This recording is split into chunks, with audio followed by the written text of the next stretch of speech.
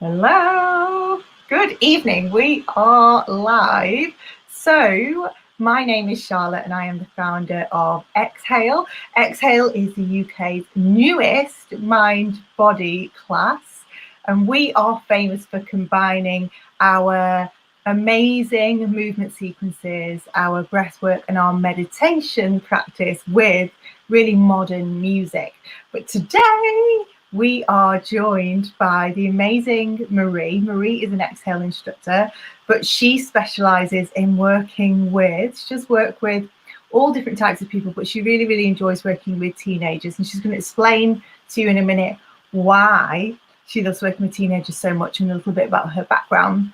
But we've jumped on today to talk to you about how you can use mindful practice, meditation, and everything that we love, how we can support the younger people in our lives, the teenagers in our lives. And it's such a big topic, so we're going to try and keep this short. Thank you for everyone that's jumping on. If you want to tell us where you're watching from, who you are, we really love when we're going live to be responsive to you. So we're here to answer your questions. If you've got a teenager, let us know. If you are scared of having a teenager, I've got a 7-year-old, but I feel a little bit like I've already got a teenager, so God knows what it's going to be like when the teenage years actually hit. So talk to us as we go through, ask us as many questions as possible. We are meditation specialists. But we just wanted to say at the beginning of this, we are by no means parent specialists. We are by no means teenage wranglers, if you like. We're just doing our best. We're just sharing our knowledge. And hopefully it'll be interesting and you'll get something from it. So, as I said, I'm founder of Exhale. But this lovely lady who is sat with me today is Marie. So Marie, do you want to give us a little bit of background on who you are and why you've ended up on this live stream about supporting teenagers? Okay, so I'm Marie. I run Exhale with Marie. I've been an Exhale instructor for the last 12 months, over 12 months now. I started training in January, and before that I worked for the local authority. I've been working in the same job for the last 15 years as an education welfare officer. And before that, I've worked as a teaching assistant, and I'm now currently working part-time as well as a learner mentor in a high school, working with year 13. I'm also a parent of 3. I'm a single mum. I've got a 25-year-old daughter and soon-to-be 13-year-old twins. Household full of ladies. And I suppose I've got a passion for working with teens, from going through teenage years with my own children, but then also with the teenagers that I support as well. So I can see that there's clearly a need, obviously, going through the last 12 months as well, but also just giving teens that little bit of those few life skills, what we all need and on what we can thrive with as well. So that is why working with adults and with children. So yes. So you're definitely well placed to be able to deliver sessions for teenagers. So it's going to be really interesting talking to you about your personal experiences and, as we say, about how meditation and mindfulness can help support teenagers when they are in that period. Emma Snape is watching. So hello, Emma. Thank you for joining us. Anyone else who's watching, if you want to say hello, please do let us know who you are. And if you have any questions, again, do let us know. So I wanted to start this off really by just talking a little bit about what your experiences were as a teenager, I suppose. I know I've been thinking about this all weekend, really, thinking about what my teenage years were like. And actually, it feels a little bit of a blur, really. But I was reading before, I've done a lot of research around teenage brain development and what happens during that period of life. And also, I should say that I was a teacher and my specialism was age 16 to 19. So I, again, am really used to working with that age group too. But one of the things that stood out to me was that, somebody, I can't remember the exact quote, but it was around the idea that nothing feels as good as it does when you're a teenager. Everything feels way more exciting, everything is more thrilling, everything feels bigger. And that can be good and bad, you know, like we experience everything. It's like it's under a magnifying glass, or it's like it's on, I suppose it's like it's on drugs, you know, everything is really heightened. So the littlest thing, you know, that for us might just knock us for an hour or so as an adult, when you're a teenager, it can knock you for weeks, you know, that's the downside of it. But as I say, there's this sense of adventure, there's this sense of finding out who you are and really like establishing yourself as you move into adulthood, I suppose. So we're going to talk a little bit more about brain development later on. But yeah, I'd love to know what you remember. What was it like for you as a teenager? Does anything stand out, or how would you just define that period, really? Time of awkwardness. I think you're trying so hard to fit in and be like everybody else that you haven't really found who you are. And it's like kind of, it's funny though, because this morning I was talking to my own children about my own experiences being a teenager, and obviously they only see now as an adult, don't they? So they're kind of like, you may seem confident as a parent, because obviously you have to, you know, elude this kind of confidence, but we're all just winging it, aren't we? And I was talking to them about it, and I said, I didn't really have that many friends, and they looked at me all confused. And one of my daughters was like, "Oh, Mum, I feel quite sad when you say that." I guess, but I was quite confident in that respect, is that I would just kind of gravitate to whichever group that I wanted to. So I would say, for instance, there was these three boys, and I remember each of them, but I knew where they used to hang around at lunchtime. So I'm talking about high school years, so between what would be now year 9 and year 11. So I used to always go to where they would be at lunchtime. So I would just position myself with them. They were too polite to say, "Marie, can you go away?" Back in the day, I used to be called Maz. Be like, "Maz, yeah." They used to all think I was really quite cool, but they didn't really. They were too polite to say go away, and I just kind of positioned myself with them. And like I say, you're just kind of trying to fit in. And then I suppose through my teenage years, I never felt like I fitted in anywhere. So these were just like a welcoming group of boys that were just like, "Yeah, it's fine. It's just Marie." So I would just gravitate towards them. And like I say, you're trying to fit in and find who you are, and it's a difficult time. And I think, you know, you spend these years trying to, but then when I was thinking about it as well this morning, it was a case of, you're given these kind of choices to make. So in year 9, children are making, like, well, I've just done choices for my children's options, and they're still quite immature, yet they're expected to make these decisions and be sure about what they want to do, and they have these careers advice, and it's like, they just say, "I wanted to be a hairdresser when I was at high school." I'm far from a hairdresser. It's because I used to play with Barbies all the time. And Girls' Worlds and everything else. So I kind of had designs of being a hairdresser. And I remember going to see, this is kind of going off on tangent, I remember going to see my careers advisor, thinking about that actually, and saying I wanted to be a hairdresser. And she just looked at me, is there anything, have you got a backup plan? What else would you like? So I ended up going to art college. Which is, yeah, so I did 3 years at art college and studied fashion design, and still I'm poles away from that. So it's kind of, it's an experience, isn't it?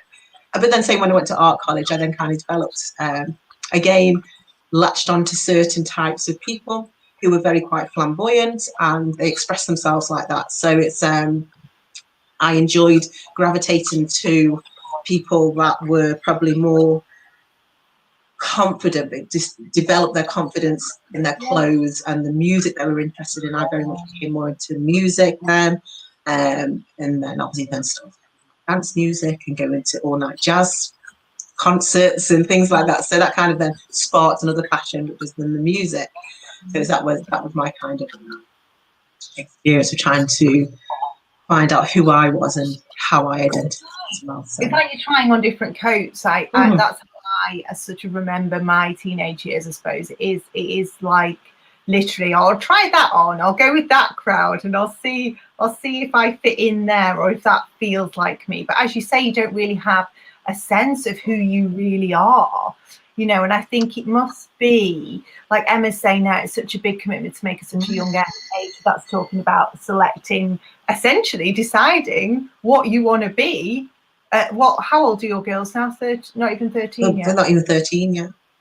and they're having to box themselves into something that they've got no experience of, really. And obviously the last 12 months, what experience have they got at school anyway? So it's kind of like they're having to make these decisions, and it's just like so the options are, so I've been quite organic with the option choices, and very different to how I was with my first daughter. I was very quite blinkered and academic and went down that with my elder daughter. But with these, I'm kind of like, well, you know, I'm letting them kind of find their own way. Exactly. I'm saying she's only just decided. Exactly. And me too. And that should be okay. And that's okay. I think we need to, as parents, carers, advisors, just say that is okay if you don't know.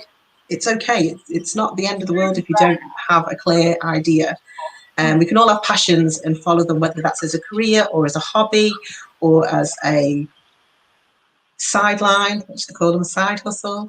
You can explore these different things, and that's okay. And I don't think you need to kind of box it off and tick it off at such a young age, or feel as though you're not fitting in with other people because you haven't made that decision.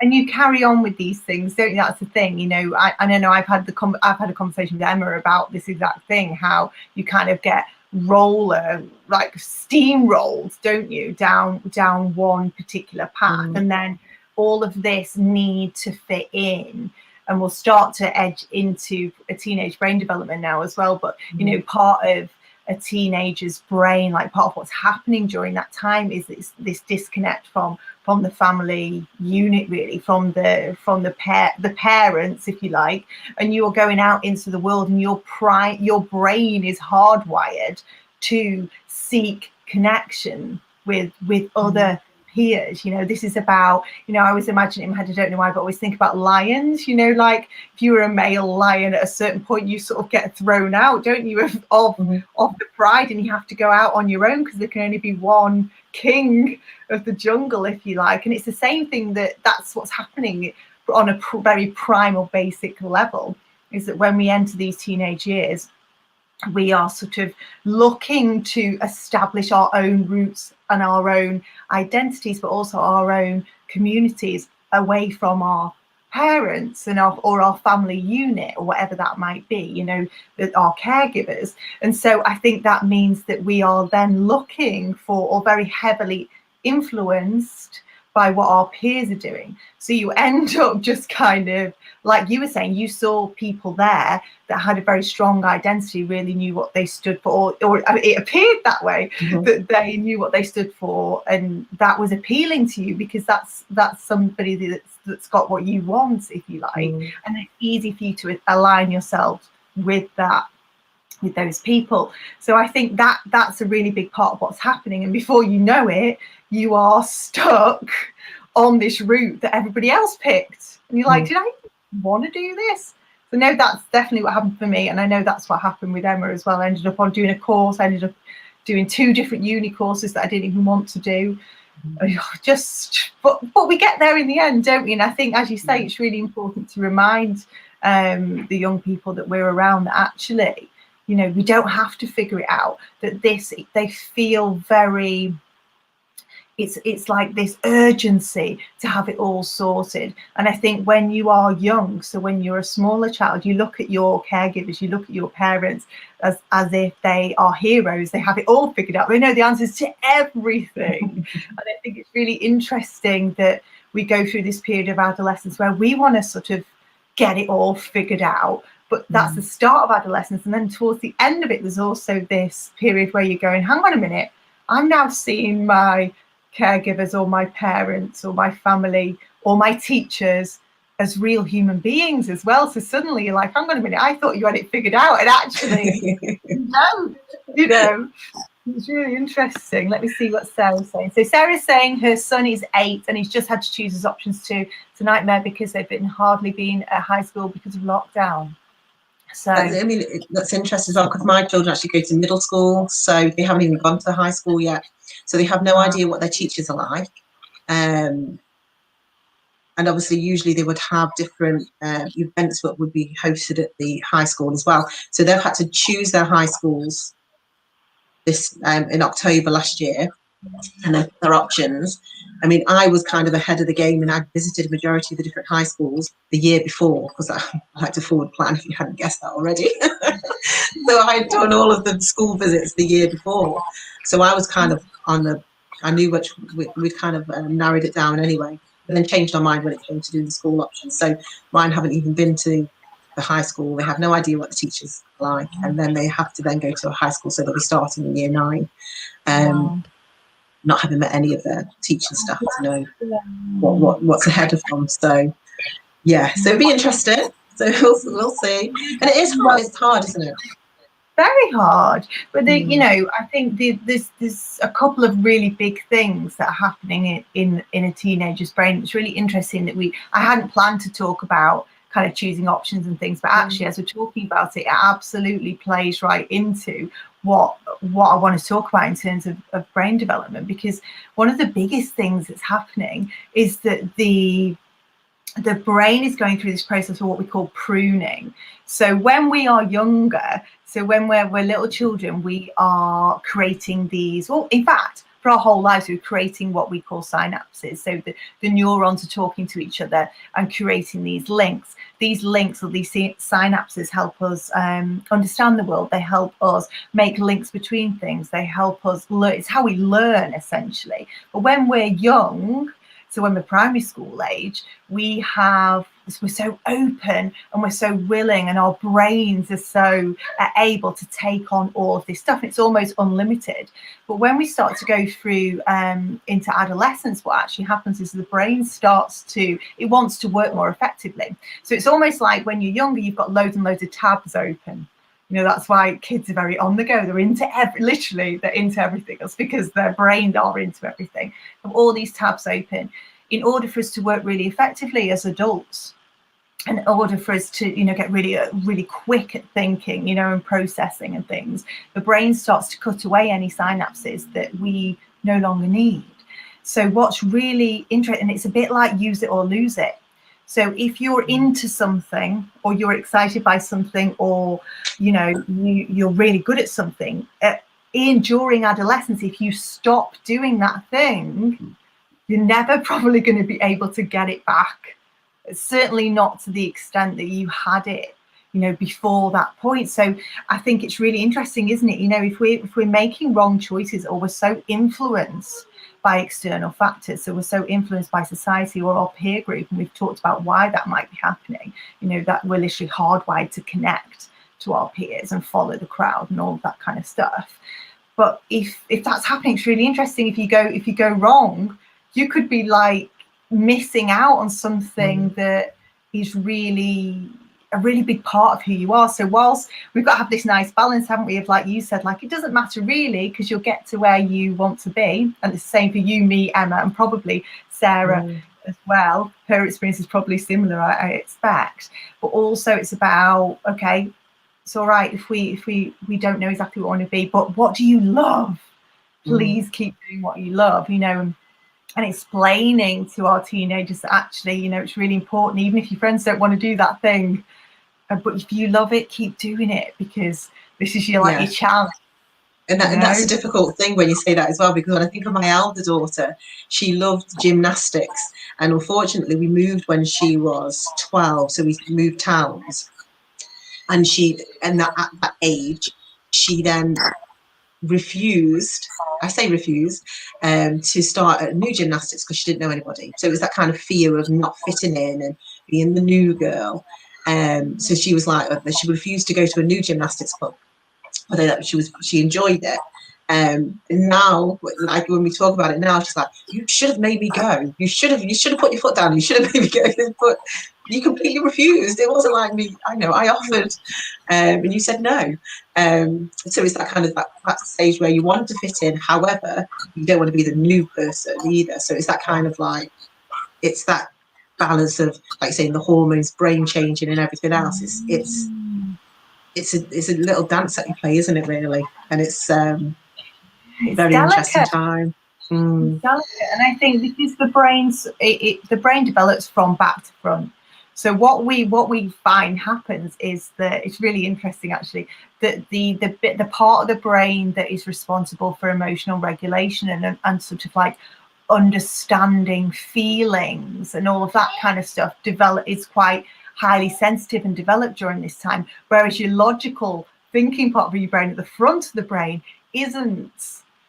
So you're kind of like experiencing the world led by your feelings, and that's why everything feels so massive and so intense, because they just, everything is filtered through the amygdala. Everything is coming through that bit that's kind of like on high alert, and you haven't got the rational capacity that an older person. So we're talking, and this doesn't finish, we don't really finish developing in that area really till we're like gone 25, so we don't really have that.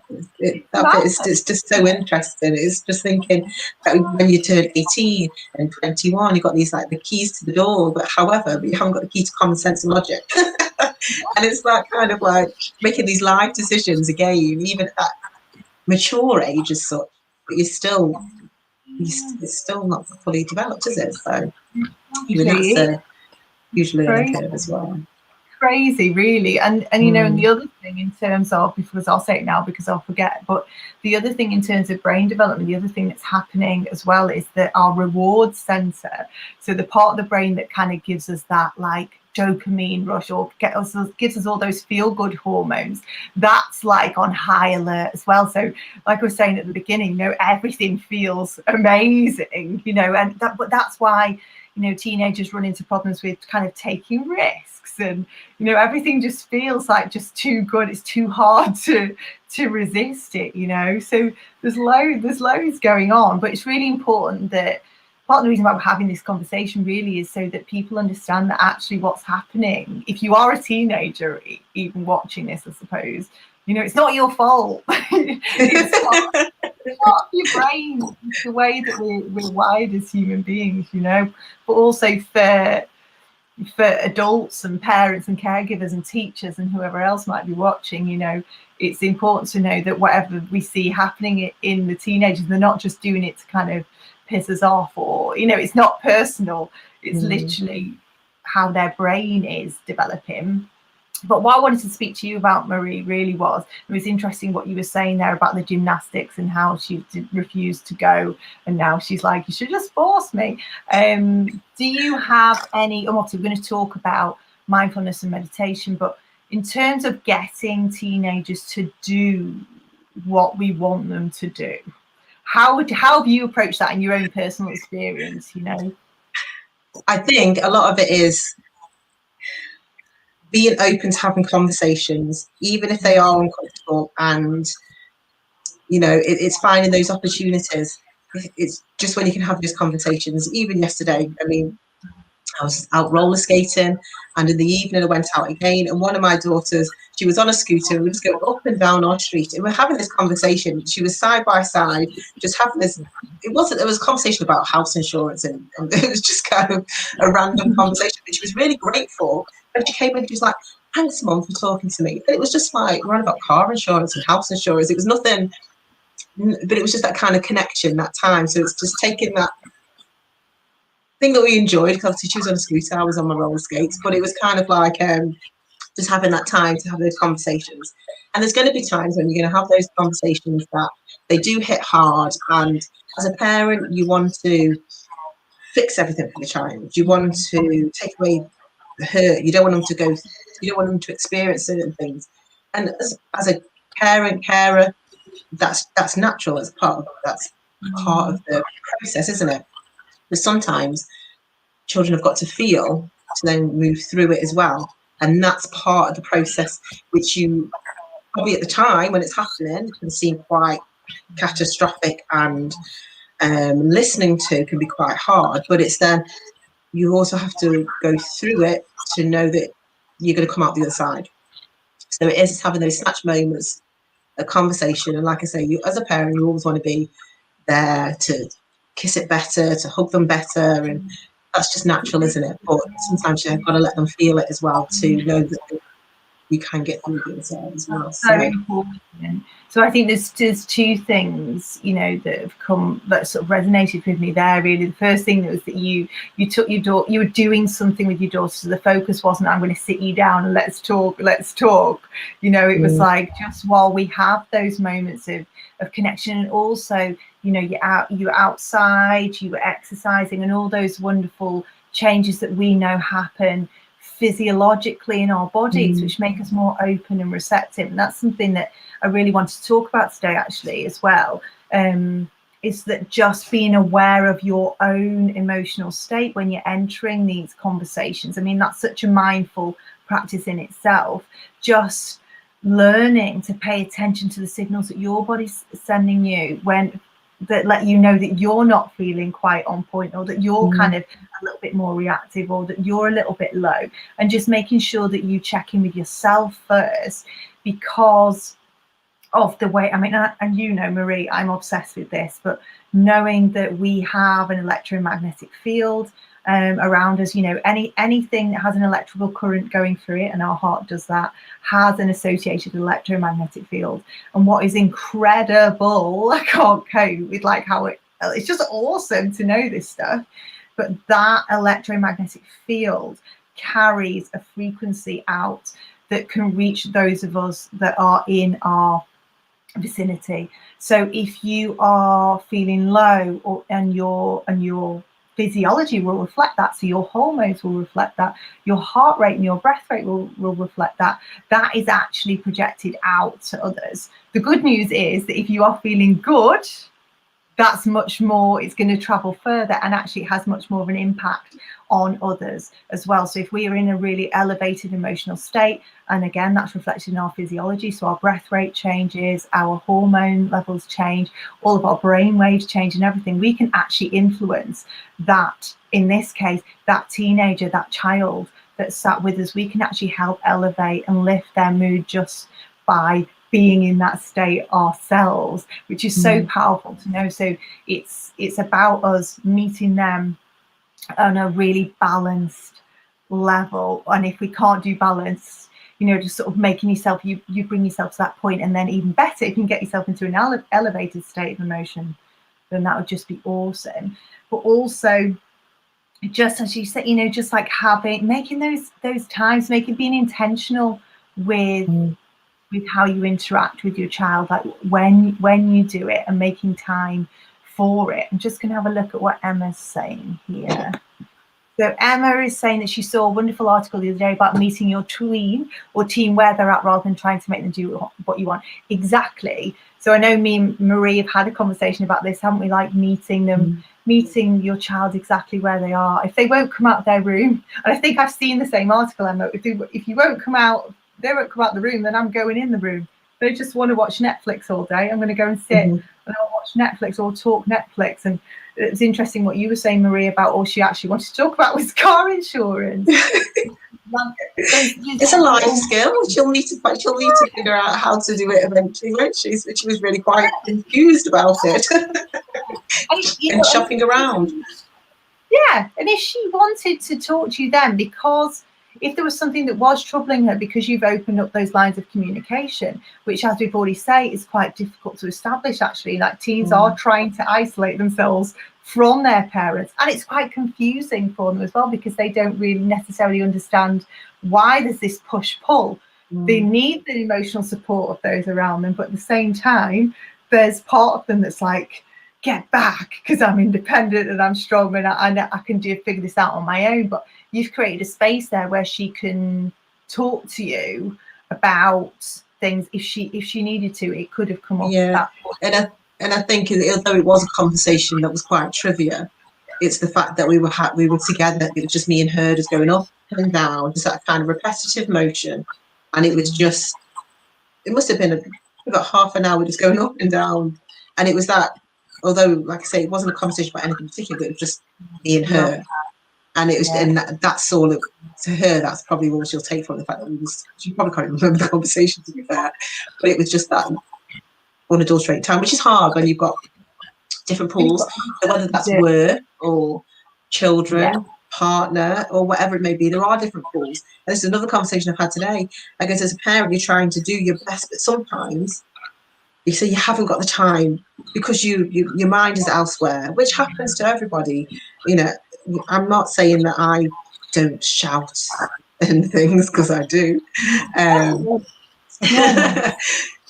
I just think there's always this push and pull. And sometimes it's those snatch moments, like I said, half an hour yesterday where it was beneficial for her. So there are those moments. It's just kind of making the most when those moments come up, that kind of sneak up, that don't need the big, right, let's have a talk, which automatically gets everybody's back up because we're uncertain of how people are going to react. And like you said about the teenage brain, how they misread emotions as well. So you could come across as quite sincere. They may think you're going to be angry, which is that happens in our house, where they think I'm going to react and be quite angry with them when it's just frustration because they haven't told me. And it's that kind of, it's getting that balance and having those conversations where you can explaining how you feel, as opposed to them just looking at your face thinking, oh yeah, you're going to be angry. So that's why I never said anything, but it's having those conversations. It's like I say, it's just those snatch moments when you can make the most of them without having that kind of orchestra. Without the pressure. Without the pressure. And I think it's really interesting, as you say, that they do, and that, you know, the way that they misread. So when they've done lots of research, teenagers do, as you say, quite rightly, misread facial expressions all the time. They misread body language. That's, again, it's to do with the way that their brain is developing. So it's really quite normal. But as you say, it can be a trigger for lots of different arguments and situations, and they're sort of on the back foot all the time. So I think the way that you've done it there is really gorgeous, because you've primed the situation where you've primed your daughter and yourself in a way by getting outside, getting that exercise, getting that repetitive. I know you're just rolling backwards and forwards, but that repetition really helps calm the nervous system, and doing something that feels automatic helps us drop in. And you'll yourself from this is the whole magic of Exhale. You know, we do like rhythmic and repetitive movements so we can drop into that automatic trance-like state, so that we're in alpha brainwave, so that relaxed but open, you know, available state. Sorry, my little boy's just joined us now. But there's loads more that I want to talk about that. One of the other things that resonated with me when you were talking about, you know, emotions and how we talk to our children, and particularly teenagers, about emotions, was really important to mention that we can't. One of the biggest problems I think, particularly with boys at the moment, is that we're telling them, or we've been telling them for a very long time, to not feel stuff. You know, so you go to say to your child, calm down. Why are you being so angry? Stop. And I guess with teenagers, it's even more, that might be the case in particular households across the country, or in classrooms across the country, where we're asking children or teenagers, because they're so heightened, they feel everything so much because of that overactive amygdala. You know, we're asking them to be quiet, to calm down, you know, to stop being so dramatic. And actually what we're then teaching teenagers to do is repress and suppress their emotions. And then we feel, hey, this Joseph, sorry, just going to talk to you all the way through now. We'll see how far we can get. But yeah, they're just going to feel that emotion that is wrong. So when we start to judge our emotions, it magnifies it. So everything feels so much worse. So if I'm feeling guilty anyway for something that I might have done or not done, and then I feel guilty for feeling guilty, it's just magnified 3,000 times more. But the other thing is that kind of, it comes back to bite you on the bum later on. You know, if you're suppressing all of these emotions, it creates a physiology in your body which is not conducive to well-being and health. And we haven't got time really to go on to that, but I just wanted to pick that up, that it's so important that we honor our children and our teenagers in particular.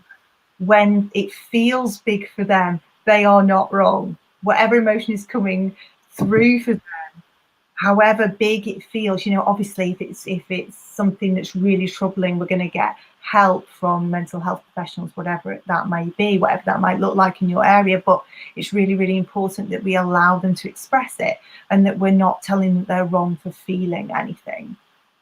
Those are two things that I wanted to pick up on. Loads of things I could have spoke about there, really. I just want to see what Kelly said. So Kelly's a teacher, and she's been reading a book about all of what we've been talking about and how it's affected children in her class, especially during this time. And that's so true, isn't it? I think particularly, I know Kelly teaches younger children, but if you were a teen, like if you worked with teens, oh my gosh, it must have been a particularly difficult time for them because of this need for connection, because of this desire, this primal need to be with their peers. I can't imagine how difficult that must be to have that taken away from you. Have you experienced that at all, Marie, with like even with your own girls or with the girls, the students that you support at school? I think with some of the students that I've come across who I work with in the school, some of them have made real efforts to have that connection. Yeah. So they'll have the regular FaceTimes and catch-ups virtually and things like that. But then there's others who may have done that, but they haven't been out of the house for the last few months. And school for them was where they came to socialise and have those connections. So it's about how we can build on that, because I suppose going back over the last 12 months, relationships have been so fractured over the last 12 months, and they've missed that. They're not going to get that time back. And the ones that I work with, they're going off to university, and it's like, but they've missed a whole year of, like you say, embedding those pathways and those connections. And it's like, how, and obviously throughout all of the years, I suppose my concern is, it's not, maybe not a concern, it's like, how are children they're not going to get this time back, so how can we prepare them socially, emotionally, to move on from here, because they've missed out on so much. And it's whether it's connection with family, connection with peers in school, the educators in school, and activities outside of school, all these different ways that children mix and interact. You haven't had 12 months of it, which then is not, and even now it's still not going to go back to how it was, but they've already missed that time. And it's just, I don't know, it's some kind of that, like I say, it's that push, that pull. As a parent, you want to protect them, but then it's also acknowledging how different, for a parent it's been hard, for an adult it's been hard as well, but for the children who thrive on that connection, it's even, yes, I suppose it's how are we going to move forward with this? It's quite exactly. And I think it's going to be a really long journey, and I think there's probably a lot of, whilst there is that absolute need and desire to connect, there's that anxiety around connection, and it is really, it was awkward enough for us. Like we start right at the beginning of our conversation was all about how awkward teenagerdom is, you know, and even now I'm still sometimes quite socially awkward. So I think it must, and it feels big for me to go back into like social settings. So when you crave that and need that, but also you're not really quite sure of your sense of self, and you maybe haven't quite developed that rational mind that is able to counteract those negative thoughts that we have, you know, that's quite, it must be quite full on. And that leads us really nicely actually onto how meditation and mindfulness can support teenagers through all of this, and not just coming out of lockdown, although now, I mean, they probably never needed it more. But do you want to talk to me about, I could talk for years on why I would encourage anybody with a teenager to support, or anyone who works with teenagers, to build mindful practice into what they do. There's loads of benefits, but do you want to give me maybe what your top thing, if you were to say, why I'm a parent, got a teenager, why should I send my teenager to you to meditate? I would say it helps children develop those skills. And then when we talk about resiliency is such a big word, but if you think about being able to give your child something they can take away with them, it's about then how they can develop those skills to deal with those bigger things in a way that makes them feel as though that they're kind of in control of it without the pressure of having to fix it for your child. So when you're trying to think of something for a child to bounce back with, so say for instance they're falling out with their friends, part of that is being okay with it, but knowing that it's not going to be the end of the road, that you will make new friends. But resiliency, I think I'm going off track a bit here. I'm kind of like, I'm thinking about how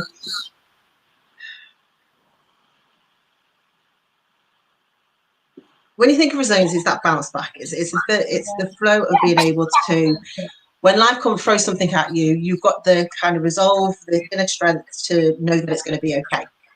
So as children, it's that offering them that reassurance that it is okay. If you feel a certain way, it's given them a release of how they can express themselves as well. So whether or not you're finding through different activities or finding that passion, it's finding something that they can go back to, that they can center themselves and bring themselves back. So instead of reacting so big, they can then find something to focus on, then enable them to figure out their thoughts, feelings, and how they feel about something, and then respond rather than just blowing up and running away from it as well. Because I think as children, they tend to run away, and not fight. It is that flight or fright. Yeah. And a lot of the time they will run away, and it's all that it will blow up and then run away. So it's just about providing them with that pause, that break, so therefore then they can find out where they are, how they're feeling, to center themselves, and then to come. Yeah, so that's absolutely, I mean, sorry, I was a bit distracted there because my little boy wants me to download something more in that. There you go. So God, I mean, this is bad enough. I can't even imagine teenagerdom. But what I was going to say there, to summarize, a really quick, easy way to summarize what you've said there, I suppose, is what I always say, the ABCs is what we're giving adults, children, and obviously teenagers. Anybody that comes to any Exhale class basically learns their ABCs. So that is A stands for building awareness of the signals that our bodies send us, that tell us that our environment isn't serving us, or that our there's stuff going on within us, that we've been triggered, or that we've been excited by something, that we like something or we don't. Our bodies give us all these signals, and to pick up on what you were saying there, like they have, teenagers are notorious for these massive meltdowns, they totally flip out. But what we gift them when they start to practice meditation is they develop that attention muscle, they develop that awareness muscle, so that they're able to catch themselves before we have this big meltdown. And that's not to say that we are asking them to deny their feelings, to disown their feelings, to disconnect from it. What we're asking them to do is recognize. And sometimes it's just name it. Name it to tame it is one of the big things that I say. So if we can just allow ourselves to flip into observer mode, just like if you were observing somebody else having a reaction to something, you would be able to say, oh, do you feel angry? Oh, do you feel whatever?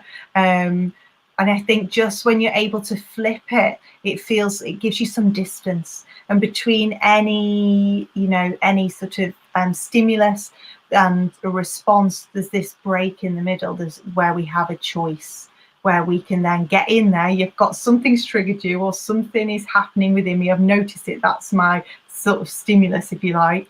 And then in the middle, I've got this opportunity there to name it, so that I'm then able to take action, which is the B. So we go from awareness of what's happening within us to B, which is balance, and sort of find that balance, find that break, find that pause where we can choose how we then respond. And then from that balance point, which is what you were saying, that from that bounce back point, we're then able to move forward full of courage and confidence and creativity. And 1 second. Oh, excellent. So that's one of the main things for me, is we teach them the ABCs, but then we're also able to, by the way that the blood flow is distributed in the brain, when we meditate, what happens is that it sends lots of extra blood to the prefrontal cortex. So what we were talking in terms of teen brain development, because it happens from back to front. It's this bit that is least developed. So what we're actually able to do is, by sending lots of extra blood flow to the area, is to help them develop that beautiful sense of self, which comes from this prefrontal cortex. And that's what teenagerdom is all about, isn't it? You know, like we said before, trying the coats on, experimenting. Where do I fit? Who am I? What do I like? What do I not like?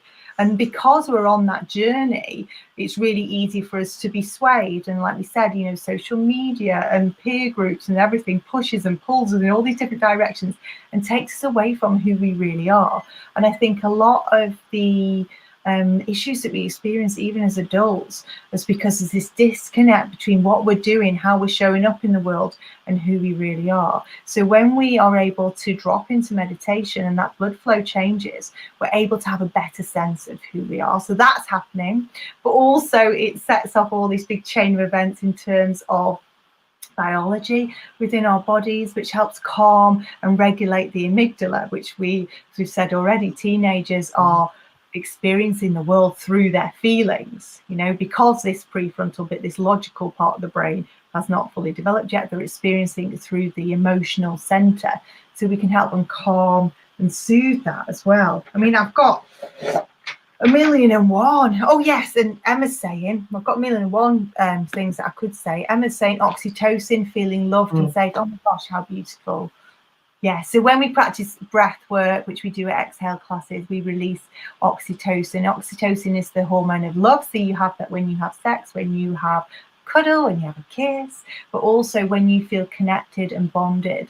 And I think because of that push-pull, where we're trying to disconnect from our caregivers and our family, actually that's quite lonely, quite isolating, particularly if you're in a situation where you're trying to connect with a peer group that doesn't want to connect with you necessarily, or your perception is that they don't want to connect with you because of the way that they read emotions.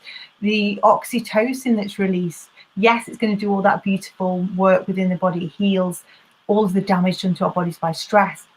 You know, it's incredible. Oxytocin is really, really quite powerful, but also it's going to make us feel connected and bonded and safe, even if that is externally isn't happening. So that's just part of how meditation helps. The other thing that's just popped into my head that I should say, because it is really important, is that, and I always talk about this in terms of, this is relevant for anybody, whether it be parent, child, whoever, meditating. It's almost like meditation gives you that window on your inner narrative.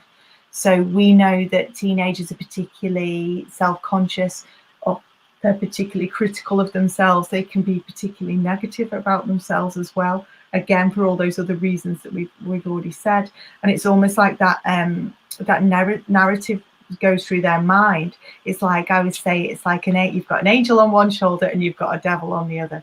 And the devil during the teenage years, you know, is much louder. That voice is much more critical and much louder, you know. And it can be at any age actually, but I think you're more predisposed to find that voice more troubling, or to hear that voice more loudly. And what meditation does is it allows us to witness our thoughts rather than being fully engaged with them. So it's about becoming the observer. So it's about us learning and training our minds to be able to witness that thought pattern in the way that you would witness it if you were listening to a friend telling you that stuff, and you'd be like, hang on a minute, that's maybe not strictly true, you know. So it's about understanding not every thought that we have is truth, and then giving us, like I say before, that pause to be able to choose which thought I want to engage with and what I want to believe in. And I suppose that really ties in as well with this time where we are making all these big decisions, and like we said about the pruning around, like, you know, if we're going to lose passions, if we're going to lose stuff that we're good at, this is an opportunity for us to be able to catch, you know, like we might be thinking more negatively about some of our passions than we might want to be. This is going to give us an opportunity to go, hang on a minute, and catch that before the brain prunes out that thing that you're amazing at, but maybe your best mate doesn't want to do it. Does that make sense? Yeah, definitely. We could go on for hours, couldn't we, really? And you know, all the creativity. And I think this is one last thing I want to say. Oh my gosh, I'm so glad for this. But basically, as other things just popped into my head. But because when you're a teenager, you're kind of pushing the boundaries, aren't you? That, and it's again, it's trying to define who I am, where I stand in the world, what I value, what I'm about. And part of that is pushback on authority figures, things like that. And one of the things that happens is, as we start to do that, we have to start to think more creatively and more abstract, sort of more abstract thought. It actually allows us, you know, teenagers get a lot of a bad rap really, or bad rep for that kind of pushback, but actually it creates change. You know, they're thought leaders. They are able to think much more in a much more abstract and different way to us, you know, because they are testing the boundaries. But I think what's beautiful about mindfulness and meditation and learning those practices is that, yes, it's going to calm you down. Yes, it's going to help you manage the big emotions. But what is also happening is it develops your creativity. So it kind of taps into that natural change or that transformation that's happening within that teenager and turns it into something really positive.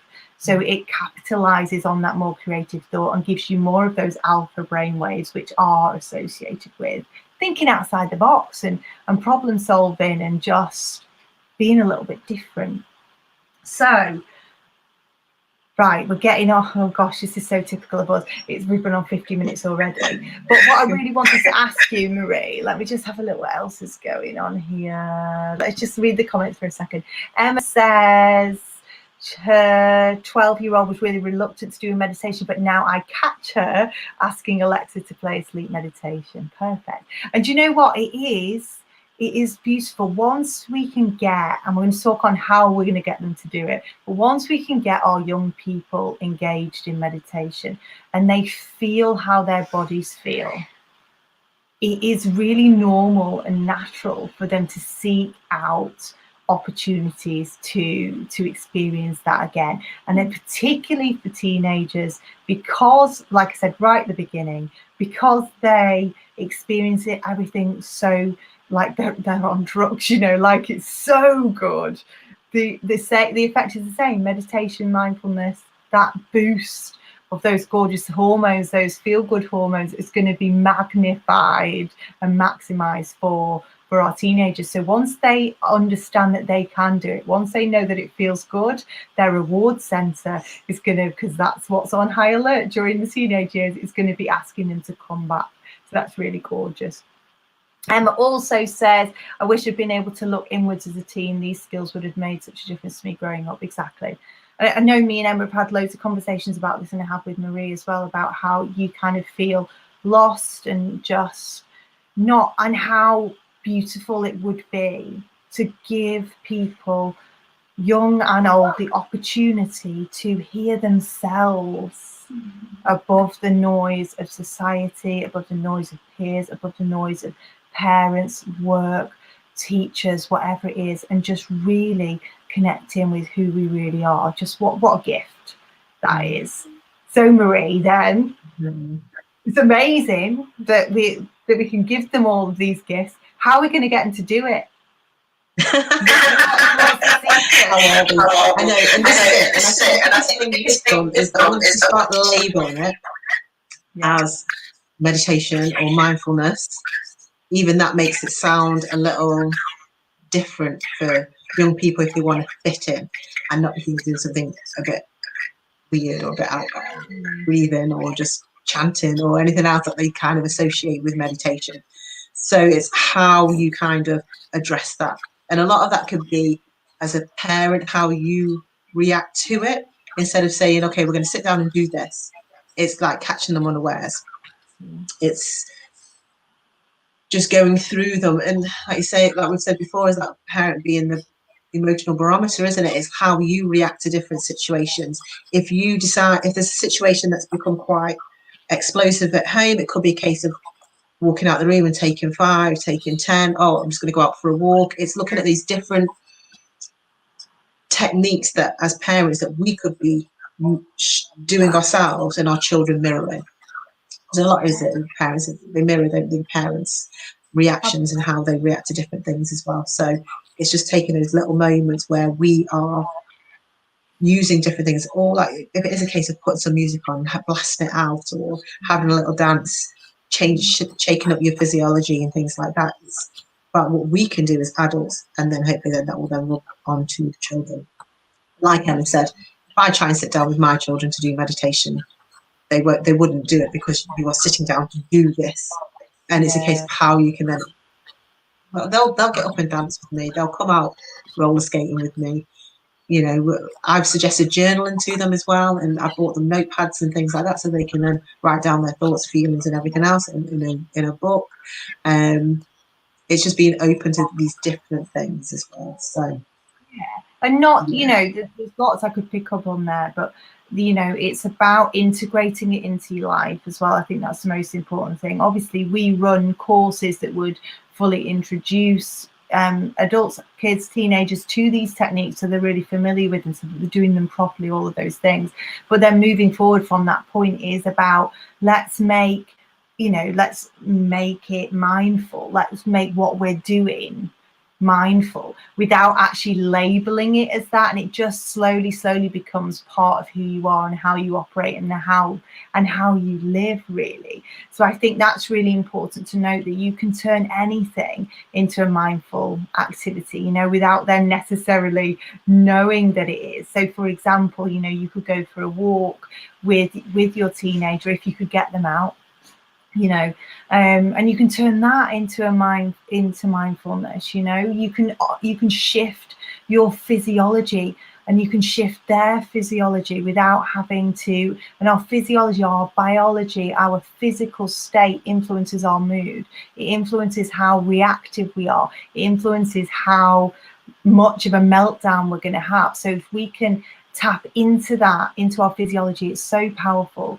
So just by changing your body language, and this is something that we do in our power up sessions for adults, so if anyone is interested in how you actually do physically change your physiology, please do get in touch with us, because we run classes which are going to teach you how to do it, so you can tap into your own biology just by making tiny shifts with your breath, tiny shifts with your body. So, and you can then be on the walk, and I'd be saying things like, let's look at the sky, just even shifting. And I can do that in such a way that I'm able to get that person that I'm with to change their body language in such a way that that's going to, just by looking up and by changing their focus and by changing their breath without them even knowing it.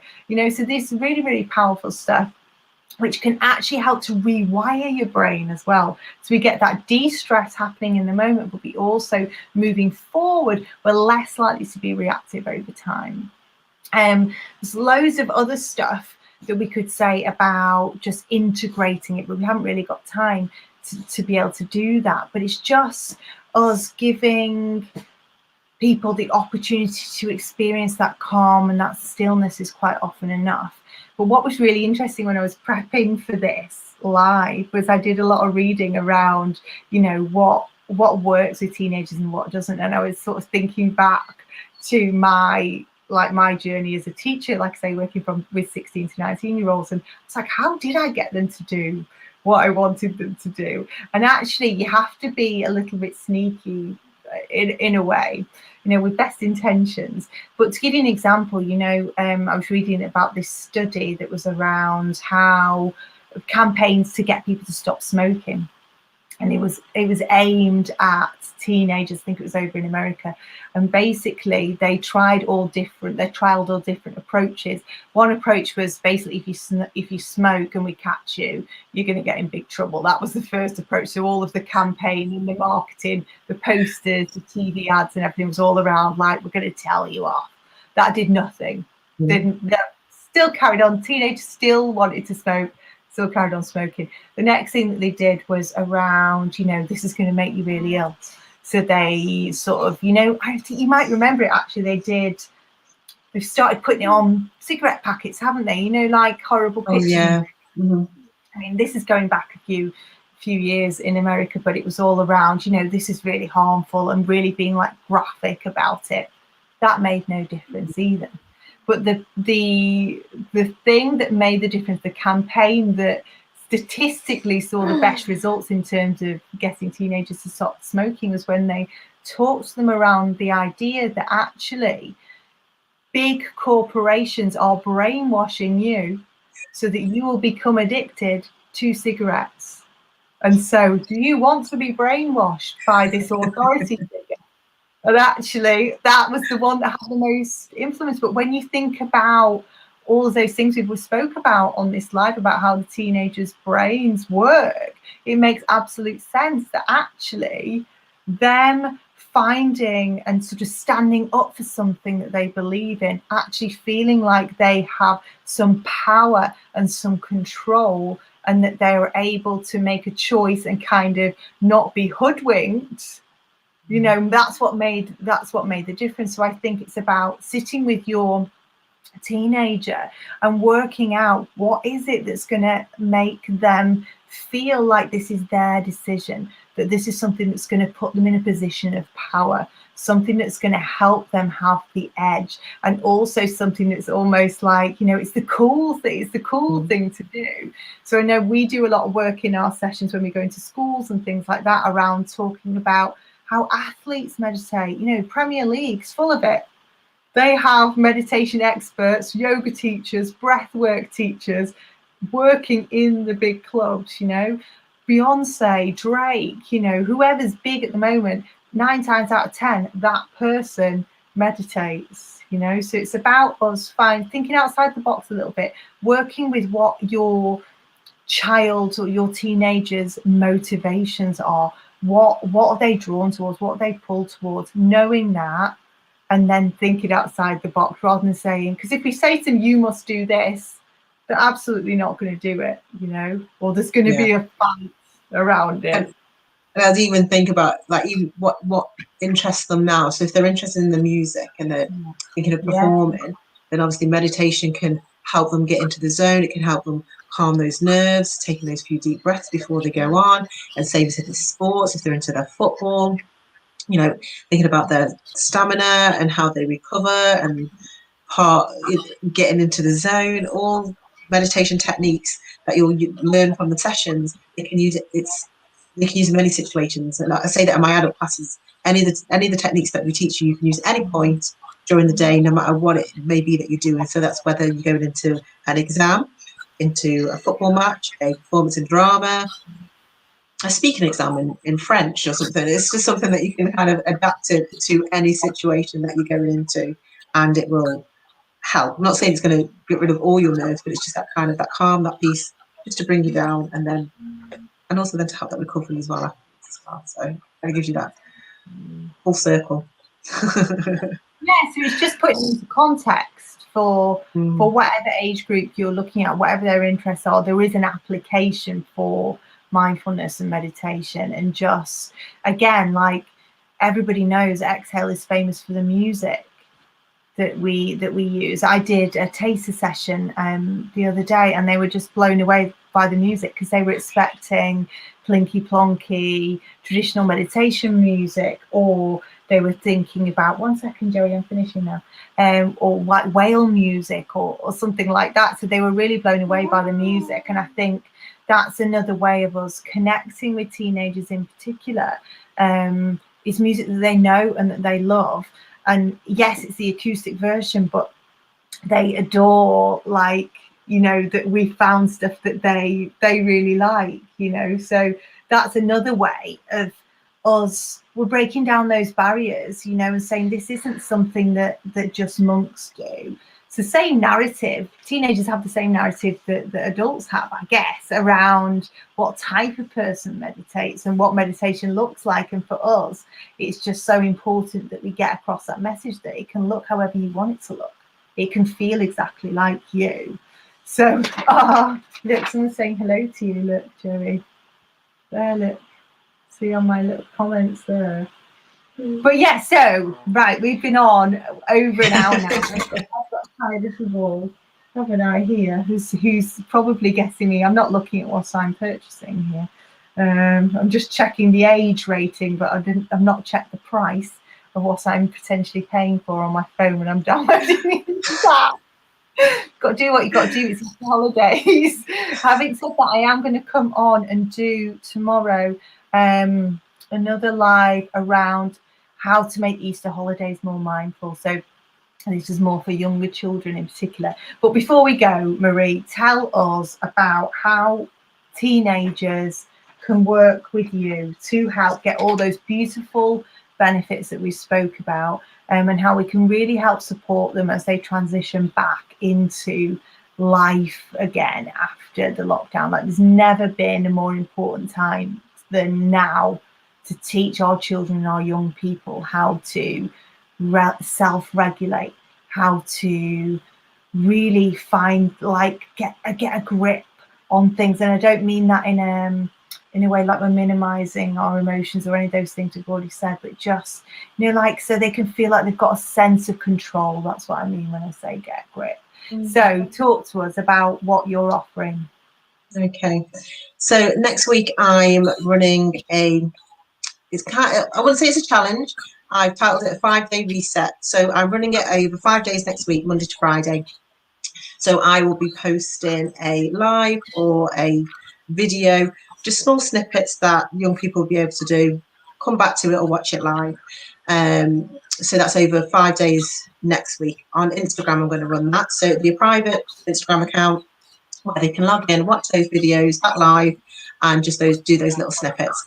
And that's something that adults can do as well. Obviously, it's aimed at teenagers, but it's something that adults can take part in. So there'll be little snippets that you can do. And then following on from that, I'll also then be doing a 5-weekly course for teenagers, which will be the full session where then we'll have the calm, the breathe, and then we'll have the discussion at the end as well, where we'll have different themes each week and link in with, to look at perhaps visioning, goal setting, as well as looking at how the brain develops as well. So we'll get some more knowledge behind that as well, so we can so then young people will be able to understand those changes that are happening to them biologically, emotionally, and then looking at those different techniques that we can use that they can then adapt and utilize whenever they need to as well. So that'll be over the 5 weeks, and that will be starting on Sunday the 18th of April, and that'll be a 7 o'clock session. So we'll go back locally around here on the 19th of April. But if you wanted them just to do the 5-day reset, then obviously that's just over the 5 days where you'll have access to those videos, or then we'll have the 5-week one, which will be each week 7.